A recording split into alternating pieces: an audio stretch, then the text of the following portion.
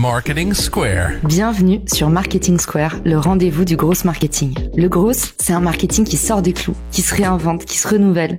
C'est aussi un mindset qui repose sur l'envie de se dépasser, de se détacher de ses opinions une bonne fois pour toutes et d'apprendre en continu. Si tu te reconnais dans cette description, que tu sois débutant ou expert, abonne-toi. Ce podcast va devenir ton meilleur allié. Cet épisode est rendu possible par Iconosquare, la plateforme de gestion tout en un des réseaux sociaux. Vous trouverez le lien pour tester gratuitement Iconosquare depuis les ressources de l'épisode.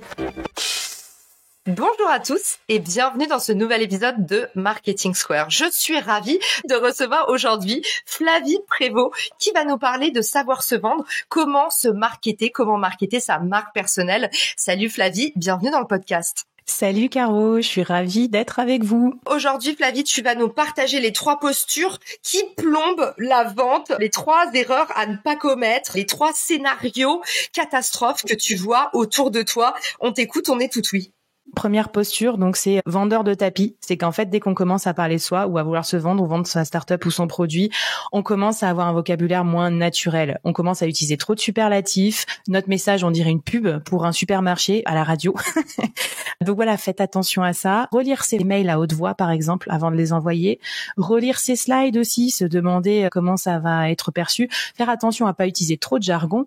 Pour la petite histoire, en tant que dirigeant, on reçoit entre 30 et 40 emails ou mails de prospection cold par jour. Tout est à base de jargon, toujours les mêmes mots, etc. Donc, faut un peu se distancier et trouver un autre vocabulaire là-dessus pour marquer les esprits. Et si possible, faites appel à d'autres que vous pour vous vendre. En fait, c'est toujours plus simple de se faire vendre par autrui que de parler de soi. Parce que aller voir des gens et dire « Regardez comme je suis formidable, comme je suis génial, etc. » c'est toujours un peu délicat.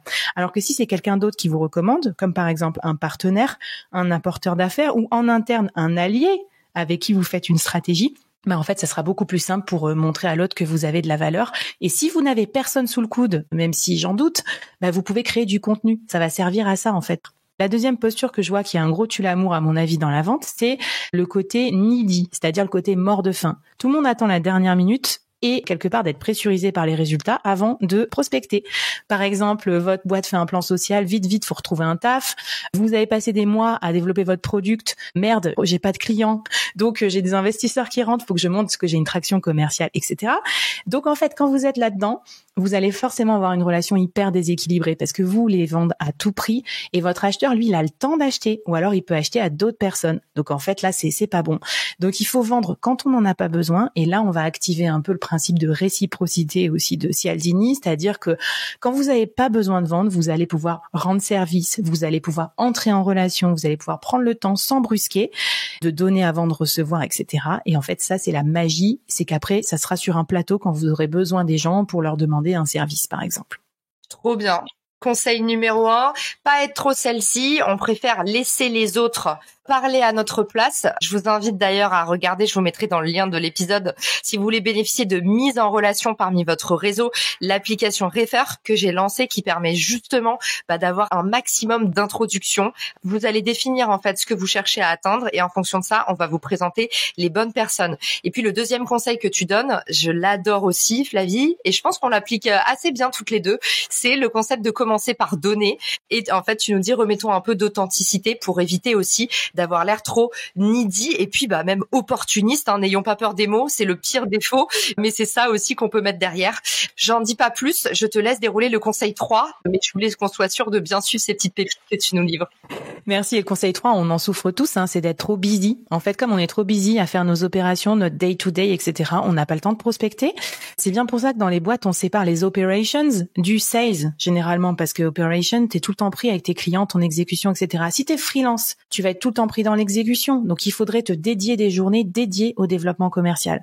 Moi, je pense qu'il faut en faire un peu tous les jours plutôt que se retrouver dans la panade. Il faut en faire une vraie priorité. Par exemple, envoyer 5 messages par jour sur LinkedIn à ton réseau pour garder contact ou commenter sous les posts de 5 clients potentiels. Un exemple qu'on cite souvent, c'est quand on est une marque et qu'on veut faire un podcast de marque, on te dit, il faut consacrer 1/4 de ton budget à la production du contenu et 3/4 à la promotion. 3/4, Caro. Imagine si on bossait que 1/4 de notre vie et que 3/4 du temps, on faisait du faire savoir pour dire ce qu'on fait de bien, de formidable et tout. Moi, c'est aussi quelque chose que je recommande à tout le monde, employés, dirigeants, ce que vous voulez. C'est la règle des 3 tiers. 1 tiers, vous faites votre travail, vous faites de l'exécution. Le deuxième tiers, c'est faire, c'est vous trouver à déléguer, donc soit auprès de votre équipe, auprès de prestataires qui sont plus brillants que vous pour faire les choses, qui vont plus vite. Et troisième tiers, faire savoir. Montrer au monde tout ce que vous faites bien, etc. Parce que c'est ce faire savoir-là qui vous fera vendre et qui vous aidera à vendre derrière toute votre exécution et tout. Et la plupart des gens oublient le faire savoir et après ils s'étonnent qu'ils n'ont pas un bon salaire, qu'ils trouvent pas un bon taf ou qu'ils n'ont pas de clients. Effectivement, je suis d'accord avec toi. J'apporte un petit bémol sur la partie création de contenu. Moi, je recommande plutôt 60% de faire savoir. Pourquoi ? Parce que en fait, le faire savoir, ce sont vos clients, donc c'est hyper important d'avoir les feedbacks. Moi, en fait, quand je diffuse mon contenu, c'est là que je vois si le thème a bien fonctionné. 2, les nouvelles questions qui sont amenées qui me permettent d'améliorer non seulement peut-être l'épisode en cours, mais les épisodes suivants. Les questions récurrentes que les gens se posent qui vont m'inspirer de futurs épisodes. Et puis, c'est aussi là où je crée des liens avec ma communauté. De toute façon, il n'y a pas de vérité générale, c'est le podcast de ceux qui partagent. Mais pour moi, en tout cas, le faire savoir a beaucoup plus de poids. Mais parce que forcément, le faire savoir, c'est le moment où, en fait, moi, je vais rencontrer mes clients, mes utilisateurs, mes auditeurs. C'est pour ça, moi, je mets toujours vraiment l'accent sur la partie diffusion parce que c'est le lien avec les autres quand on est sur les réseaux sociaux. T'as raison de parler de rencontres et de liens, et la vente en fait c'est ça, c'est avant tout une relation, parce que si t'as pas de relation, si t'as pas de confiance et que tu te connais pas, personne va t'acheter, surtout des deals à plusieurs centaines de milliers d'euros. Et la vente c'est toujours plus long que ce qu'on croit, comme toute relation, c'est-à-dire que il y a des rendez-vous manqués, après il y a un chef qui change, il y a une ligne de budget qui change, etc. Mon deal le plus long, pour la petite histoire, ça a duré 4 ans. 4 ans. Alors, je souhaite pas ça à tout le monde. Et j'ai fait d'autres deals. Tu parles de ton mariage ? Non, même pas. Mais bon, voilà, c'est du foncier, la vente. En fait, c'est comme l'histoire du régime. Tu vois, évidemment que quand on part la semaine prochaine à Ibiza, on voudrait un summer body. Mais en fait, c'était au moment où on a mangé la 12e raclette avec les copains qu'il fallait faire gaffe. Et la prospection, c'est pareil. On s'y met toujours trop tard. Et du coup, on est pushy, on est needy, on est sexy et il y a rien qui va. Donc, je vais vous donner quelques petits conseils dans la suite pour éviter de vous retrouver là-dedans, quoi. Ben oui, j'allais dire, c'est quoi le traitement maintenant ? Qu'est-ce qu'on fait ? Alors, j'aime bien une petite astuce par rapport au dernier point que tu partageais. Flavie, elle vous dit, bloquez-vous du temps, bloquez-vous des créneaux.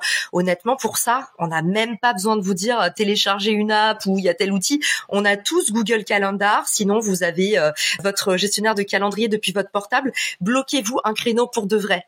Vous vous mettez la pression saine de bloquer un créneau dans votre agenda. Par exemple, moi, tous les vendredis, c'est une journée que je dédie essentiellement aux autres.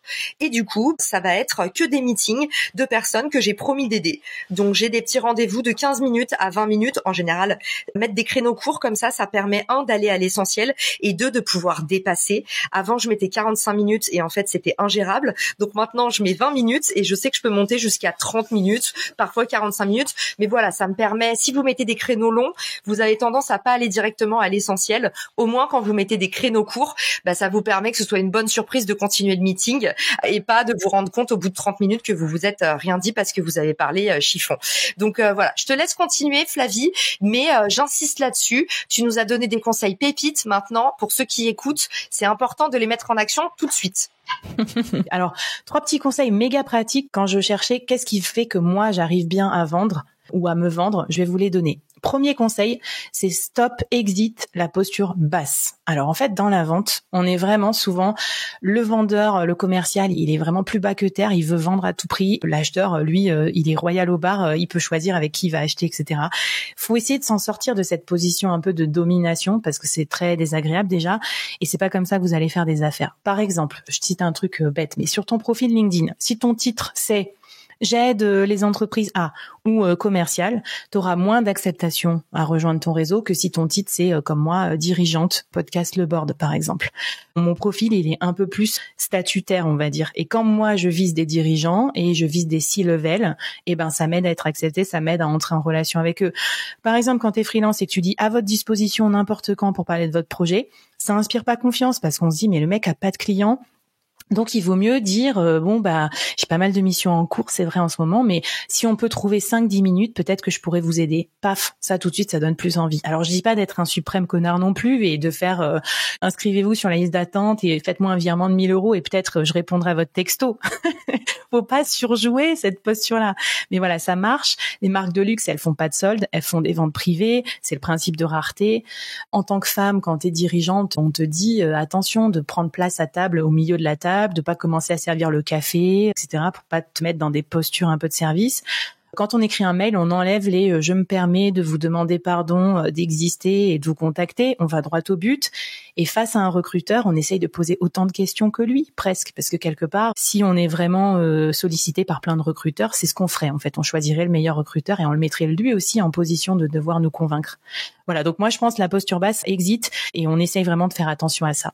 J'adore les conseils que tu donnes et puis t'as raison sur les headlines LinkedIn. Ne parlez pas de ce que vous faites, parlez de ce que vous apportez au réseau, que diable. Donc si vous êtes un créateur de contenu, au lieu de dire j'accompagne les dirigeants d'entreprise à remonter premier sur les moteurs de recherche, si vous faites du SEO, essayez de dire chaque jour je partage une astuce concrète SEO accessible aux dirigeants d'entreprise, par exemple. Mais commencez par donner et puis initier la relation en rendant service plutôt qu'en arrivant avec les gros sabots, avec votre offre toute packagée. C'est vrai que ça fait peur. Merci Flavie pour le rappel. Trop bien. La deuxième technique que je vous propose, c'est qu'en fait, dans la vente, tout le monde se focalise sur le pitcher, présenter sa boîte, etc. Et en fait, à mon avis, c'est une erreur. Le bon vendeur, enfin moi, tous les deals que j'ai closés, les choses qui ont fait vraiment les points de bascule, ça a été les bonnes questions que j'ai posées. Donc en fait, le bon vendeur, c'est celui qui pose les bonnes questions. On paye des coachs, rubis sur l'ongle et des fois très cher pour qu'ils nous posent des questions pour avancer, progresser dans notre carrière, dans notre stratégie. Donc en fait, l'acheteur, il paye un vendeur pour qu'il lui pose les bonnes questions, pour qu'ensuite il puisse se décider et enclencher son achat. Donc les bonnes questions, arrêtez de pitcher, posez des questions. Même dans un email LinkedIn, dites « Coucou, j'ai vu votre article sur tel sujet, je me posais telle question, qu'en pensez-vous ?» Et envoyez ça plutôt que de dire « Je suis Flavie, j'ai développé un service révolutionnaire qui… » Non, ça marche pas. Et après, deuxième conseil, posez des questions fortes et pas des questions faibles. Alors, pour vous donner un exemple, si ceux qui nous écoutent ont déjà recruté, ils savent ce que c'est une question faible. Par exemple, c'est je dis au candidat à la fin de l'entretien, voilà, est-ce que vous avez une question avant qu'on termine l'entretien? Et là, le candidat me dit, est-ce qu'il y a des tickets restaurants, par exemple? Ça, désolé pour ceux qui ont posé cette question un jour dans leur vie, mais c'est une question faible parce qu'en gros, le candidat, il n'a pas utilisé la question pour se vendre encore plus, pour donner envie qu'on le recrute. En fait, c'est une question pratique. Et ça, en entretien, je le vois tout le temps en rendez-vous commercial. On te dit, alors, comment ça se passe pour vous en ce moment? Comment vous faites pour le recrutement? C'est hyper faible. En fait, posez-moi des questions puissantes, un peu droit au but, du style, si vous continuez à mettre 6 mois pour recruter chaque poste clé dans la boîte, comment vous allez faire pour recruter les 200 personnes que vous avez promis de recruter avec vos investisseurs d'ici la fin d'année? Mais Flavie, mais ça se fait pas de dire ça. Moi, si un candidat, il me rentre dedans comme ça me fait un peu peur, non? Alors, je caricature parce qu'évidemment, le faites pas avec ce ton-là et tout ça. Mais par exemple, la question qui tue, que mon pote et collègue Olivier Guérin, qui est un influenceur et un conférencier sur la vente, m'avait recommandé. Elle est géniale, elle est simple. Si t'es un freelance et qu'on t'a contacté sur Malte, tu commences par cette question. Qu'est-ce qui vous a donné envie de travailler avec moi? Point. Et tu te tais et tu laisses le client parler. Quand tu reçois un grand compte, qu'est-ce qui fait que vous m'avez accordé aujourd'hui 1 heure de rendez-vous? Point. C'est la question qui tue parce qu'en fait, le client va tout de suite te dire ses problématiques. Tu vois, c'est cordial. Je le fais avec un petit sourire, je mets pas une lampe dans les yeux, j'ai les moyens de vous faire parler, voilà. Et c'est ça qui va faire que ensuite tu sauras la substantifique moelle de pourquoi le client a besoin de toi. C'est parce que tu auras posé une bonne question dès le départ. Et en plus, ça permet de découvrir son unfair advantage, qui est le truc qu'on met le plus de temps à découvrir en général sur son business. Mais complètement d'accord avec toi. Et puis, éventuellement, ne faites pas de rendez-vous client, faites des interviews pour un podcast, des interviews pour un blog, des interviews pour un livre blanc que vous allez créer en vue de lancer votre start-up. Et ça, c'est beaucoup plus facile d'avoir des gens qui se livrent parce qu'ils savent qu'on va pas derrière utiliser ce qu'ils vont dire pour leur vendre quelque chose. Et c'est comme ça que vous allez nouer une relation durable avec votre prospect, entre guillemets. Ils savent qu'on va pas leur vendre et puis même, ça leur rapporte. Moi, un de mes premiers hacks quand j'ai lancé Richmaker, c'est que personne ne voulait répondre. Vous savez, les sempiternelles demandes de « je veux lancer un produit sur telle gamme de services ». Par exemple, c'est comme si moi, j'arrivais en disant « voilà, je travaille en ce moment sur le partenariat, j'aimerais lancer une plateforme de partenariat. Vous êtes… chargé de partenariat, auriez-vous 5 minutes pour répondre à ce questionnaire? Quel enfer! Les gens partent en courant, développent des eczémas terribles et incurables. Mais j'ai fait la même erreur que tout le monde. Moi, au début, je suis arrivée avec mes gros sabots. Bon, j'ai utilisé la mise en relation et souvent, j'allais embêter les gens de la part de quelqu'un d'autre et du coup, on m'accordait quand même un entretien. Mais au bout d'un moment, je me suis rendu compte que j'étais ce qui s'appelle une forceuse. Et du coup, je me suis dit, comment est-ce que je peux apporter autant de valeur aux gens qui me répondent que eux m'apportent? Et du coup, je me suis dit, en fait, toutes ces marques, elles veulent de la visibilité, elles veulent de l'autorité, elles veulent veulent être flattés. Et du coup, j'ai fait un livre blanc sur la collab et j'ai vu que vous aviez fait telle collab, ça donne vraiment envie. J'aimerais en parler à toutes les autres marques pour que vous soyez un vrai exemple pour toute la communauté. Et puis, j'ai adoré aussi ce que vous avez fait. Donc, est-ce que ça vous dit que je vous aide à le documenter? Et là, c'est un win-win-win. Tu apportes de la visibilité. En plus, la personne passe un bon moment. Tu vois, on a tous les mêmes quotidiens de salariés. T'as des équipes et des patrons qui sont pas toujours reconnaissants. Quelqu'un de l'extérieur qui te dit, t'as fait un truc de ouf, j'aimerais t'aider à le documenter comme ça. Genre, je vais t'aider à faire ta prise de notes. Tout ça, c'est un truc que tu pourras montrer. En plus, ça t'apporte de la visibilité et je t'ai flatté. Bon, là, c'est différent. La porte est grande ouverte. Absolument génial. Je note, tu vois. Je vais réécouter l'épisode après pour me rappeler ta tournure. Elle est trop bien. Et tu vois, tu disais du partenariat à mon troisième conseil, il n'y a qu'un pas. Parce que le troisième conseil que je vais vous donner, vous allez dire oui, c'est sempiternel conseil sur la vente, c'est le réseau. Mais attention, je vais vous donner quelques petits tips précis pour la vente sur le réseau. Parce que développer son réseau, ça veut rien dire. Et finalement, moi, j'ai jamais rien vendu directement sur mon réseau parce que le réseau, c'est pas une vache à lait. À chaque fois que tu as une nouvelle mission, tu vas pas appeler tout ton réseau en disant, ouais, achetez-moi tel truc. Ça marche pas comme ça. Par contre, quelques petits conseils. Le développer intentionnellement. C'est-à-dire que il y a trop de gens qui subissent leur LinkedIn.